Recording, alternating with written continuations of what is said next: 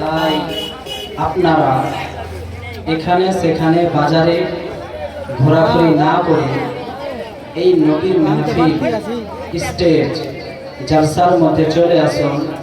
কেননা এই জায়গায় যদি হাদিস কোরআনের আলোচনা করা হয় তো আল্লাহ রহমত হয়।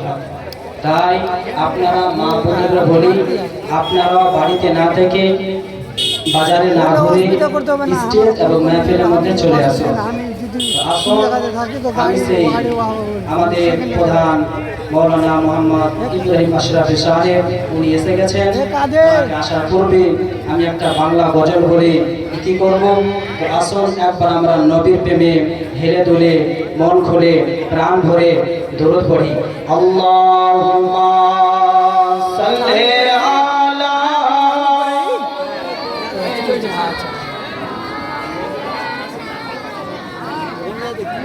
ওয়া আলা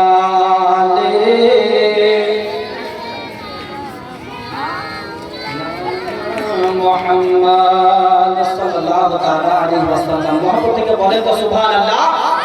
আরেকটু মহব্বত থেকে বলুন ইয়া রাসূলুল্লাহ। হয়নি হবে না হতে পারে না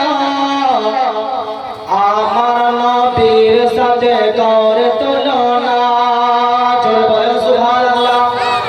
আমার নবীর সাথে কি কারোর তুলনা হবে?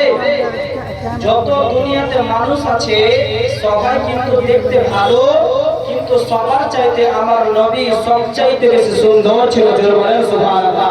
কবি বলতেছে হয়নি হবে না হতে পারে না আমার নবীর সাথে কার তুলনা। হয়নি হবে না হতে পারে না আমার নবীর সাথে কার তুলনা। তুলনা তো দূরের কথা, তুলনা তো দূরের কথা, ছায়া মেলে না। হয়নি হবে না হতে পারে না আমার নবীর সাথে কার তুলনা। হয়নি হবে না হতে পারে না আমার নবীর সাথে কার তুলনা। হযরত ইউসুফকে দেখে যারা আঙুল কেটেছে তারা কি আমার নবীর রূপ দেখেছে? তারা কি আমার নবীর রূপ দেখেছে? মিশরে যখন হযরত ইউসুফ আলাইহিস সালাম আসলেন, ওনাকে দেখার পরে নিজের ওই মিশরের মেয়েরা নিজের আঙুল কেটে দিত, তবুও জানতো না যে আমার আঙুল কেটে গেছে। এই জন্য কবি বলতেছে হযরত ইউসুফকে দেখে যারা আঙুল কেটেছে